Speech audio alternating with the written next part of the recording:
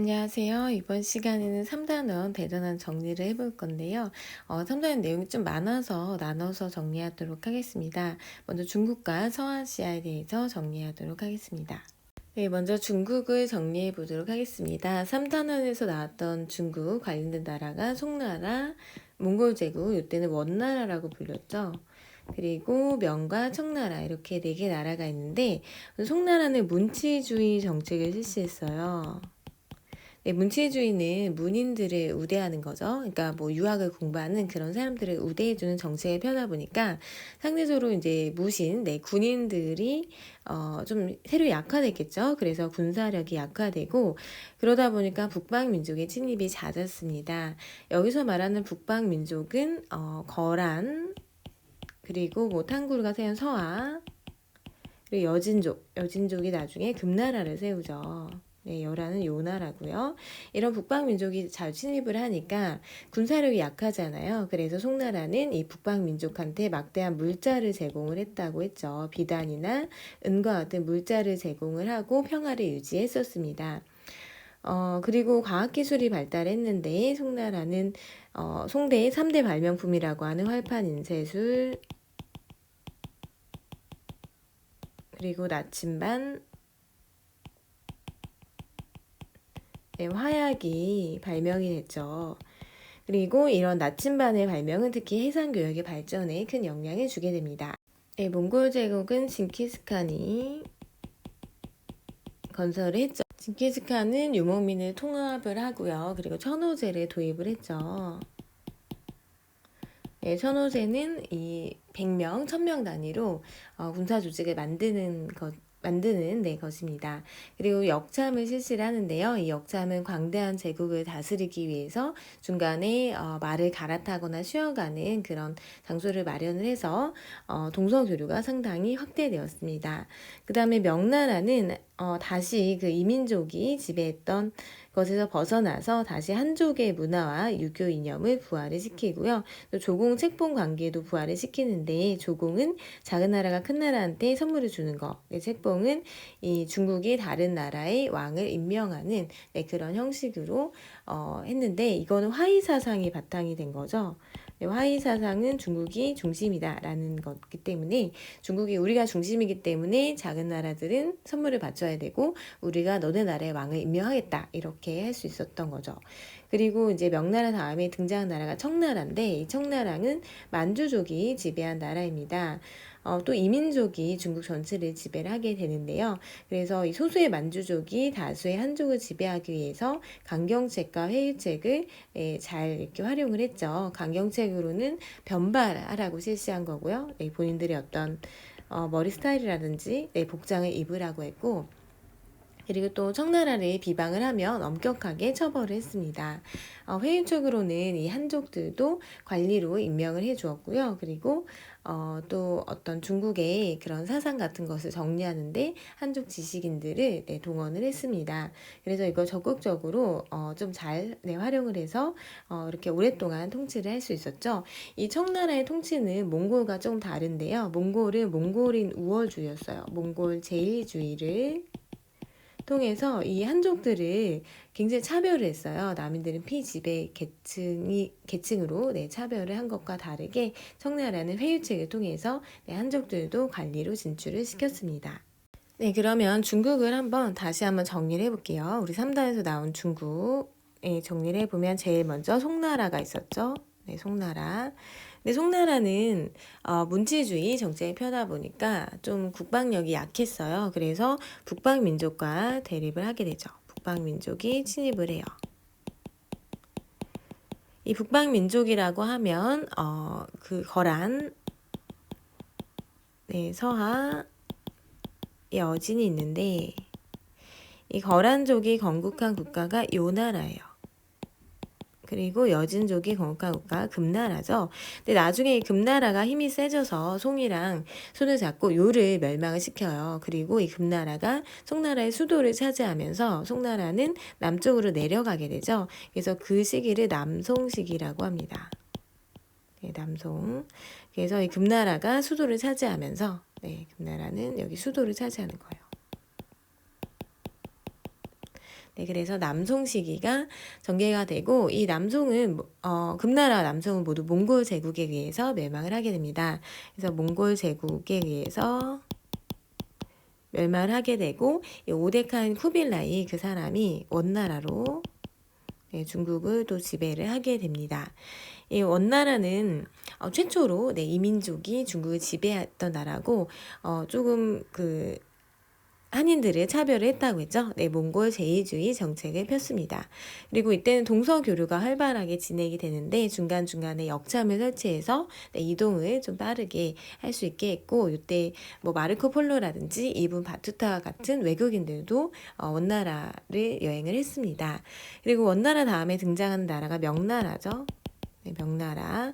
명나라는 다시 그 한족의 유학을 부활을 시키고자 노력을 했고 이 명나라에서 이갑제라는 제도도 실시가 되죠. 이갑제는 그 관리들의 수탈을 막기 위해서 농촌을 좀 자체 조직 열 가구의 그 부유한 가구가 나머지 가구의 세금을 걷어서 내는 왕권을 좀 강화하는 그런 정책이라고 볼 수 있고요. 그리고 그 명나라 다음에 등장한 나라가 청나라예요. 이 청나라는 만주족이 건국을 한 건데요. 네, 만주족은 이제 후금을 세우죠. 네, 그리고 국호를 청으로 바꿔서 이 청나라가 이제 들어서게 됩니다.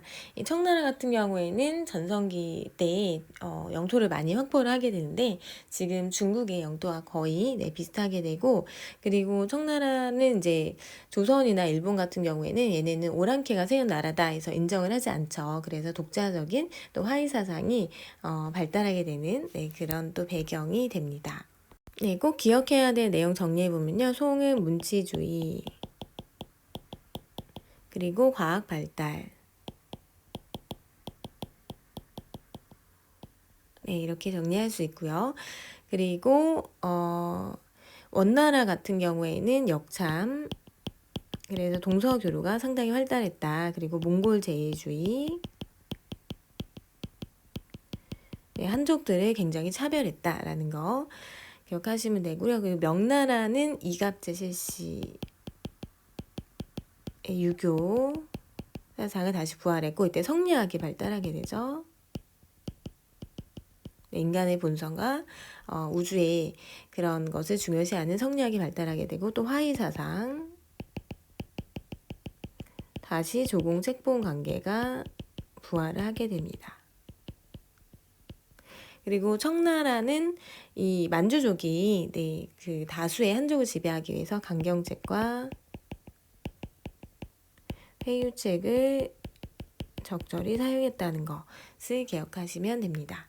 다음은 서아시아입니다. 서아시아에서는 우리가 셀주크 튀르크, 티무르 왕조, 사파베 왕조, 오스만 제국에 대해서 공부를 했는데요. 이 셀주크 튀르크는 예루살렘을 점령을 했죠. 네, 그래서 성지순례를 금지를 했기 때문에 이것 때문에 십자군 전쟁이 발발하게 되고요. 티무르 왕조는 몽골 제국을 부활을 내세우면서 들어섰는데 위치상으로 봤을 때 동서교역로를 장악했기 때문에 그 무역을 활발하게 전개를 하고요. 사파비 왕조는 페르시아 제국을 계승하면서 건설이 됐고 이 티무르 왕조가 약해질 때 건설이 됐기 때문에 역시 위치가 비슷해요. 그래서 똑같이 동서교역로를 장악하고 중개무역으로 번영을 누리게 됩니다. 오스만 제국은 1453년에 비잔티움 제국을 정복을 하고요. 그리고 다양한 문화를 통합하고 관용 정책을 피면서 여러 종교도 인정을 해줍니다. 네, 서아시아도 마찬가지로 한번 쭉 정리를 해볼게요. 원래 아바스 왕조가 있었어요. 네, 우리가 이단원에서 아바스 왕조가 전성기를 누렸다라고 했죠. 근데 이 아바스 왕조가 좀 약해지면서 등장을 하게 되는 게 셀주크 튀르크예요.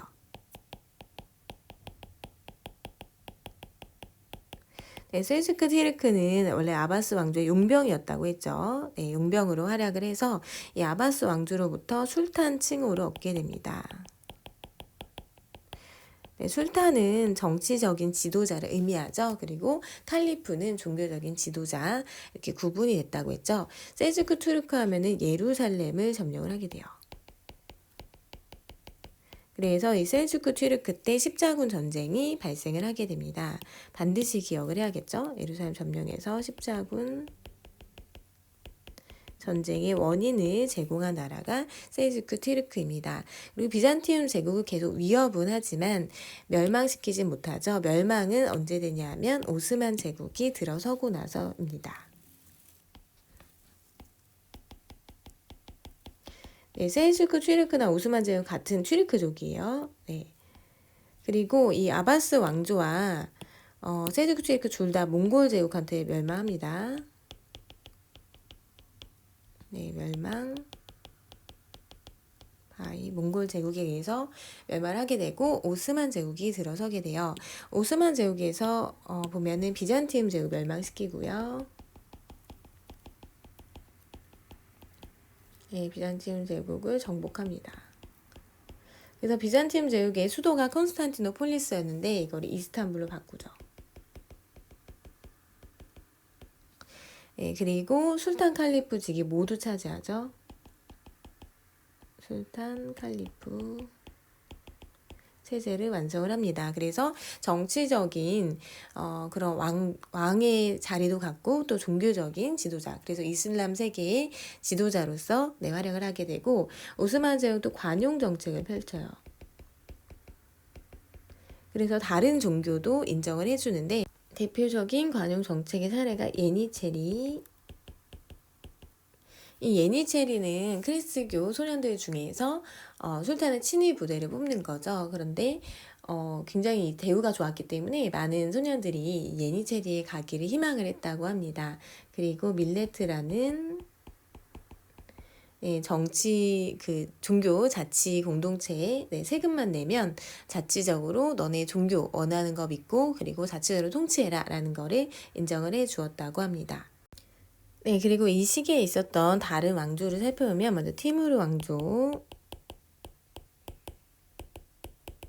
네, 티무르 왕조는 몽골 제국을 계승하고자 했어요.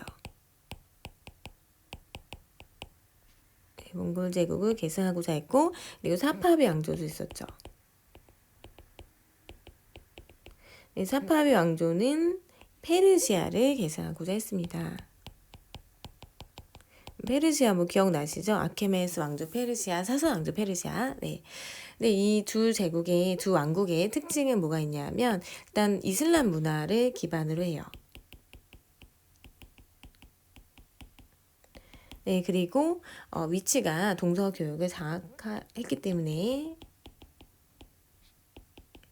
무역을 상당히 활발하게 했다라는 특징이 있습니다. 그리고 이 사파비 왕조는 오늘날 이란이라는 나라로 이어지게 됩니다. 관련된 내용을 퀴즈로 정리해 보도록 하겠습니다. 송대에는 과거제가 정착되면서 당대의 문벌 귀족 대신 사대부가 사회 지배층으로 떠올랐습니다. 송대에는 경제력이 향상된 서민 계층이 성장하면서 수설숲이 오락문화가 유행을 했고요. 송대에는 활판 인쇄술이 발명이 되어 지식이 보급되었고 또 나침반을 이용한 항해술이 발달했습니다. 그리고 화약이 발명되어서 새로운 무기도 제작이 됐죠. 이런 게 다 이슬람을 통해서 유럽으로 전해지게 돼서 나침반을 통해서 신앙로 개척이 이어지고 화약이 발명되면서 기사 계층이 몰락을 하게 돼요. 왜냐하면 기사들은 화약을 대처할 수는 없었거든요. 네. 그리고 원을 정복한 모든 민족을 차별 없이 대우했나요? 네, 아니죠. 원은 몽골 제리주의여서 몽골인과 생목인까지는 우대를 했지만 한인들은 상당히 차별했습니다. 몽골 제국은 동서를 잇는 각 돌의 일정 간격마다 역참을 설치를 해서 안전하고 편리한 교통로를 조성을 했습니다. 네, 명의 홍무제는 관리의 수탈을 막기 위해서 이갑제를 도입을 해서 농촌사회에 대한 지배를 확립을 했고요. 명은 주변국과 조공 책봉 관계를 맺었는데 이는 중국이 세계 중심이라는 화의 사상을 바탕으로 합니다. 명의 영랑제 때는 정화의 대규모 함대를 남해에 파견하여 국력을 과시하였고요. 이것 때문에 오늘날 동남아시아에 화교들이 진출하는 계기가 되죠. 청은 한족을 다스리기에 강경책만 사용했나요? 네, 아니죠. 강경책과 회유책을 적절히 사용을 했습니다.